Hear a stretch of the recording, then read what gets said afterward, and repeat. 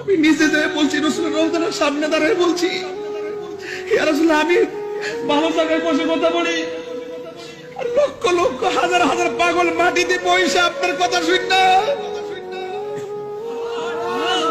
ওরা চোখের পানি ভাড়া কান্দে, ওরা আসতে চায়, টাকা নাই, আসতে পারে না।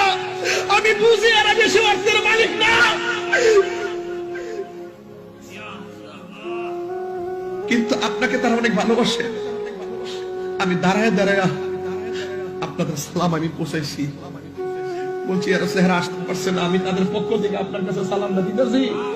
আপনি তো সব দেখেন, ওদের কারণ ওদের জন্য মদিনা দূরে, আপনি নবীর জন্য তো এই বাংলাদেশ দূরে না। পৃথিবীতে যত মাহফিল করছি সব প্রেমিকের পক্ষ থেকে আপনি সালামটা গ্রহণ করে নেন। ইয়া রাসূলুল্লাহ বলেন। আমি নিজে যেয়ে বলছি, রাসূলের রওজার সামনে দাঁড়িয়ে বলছি, ইয়া রাসূলুল্লাহ, আমি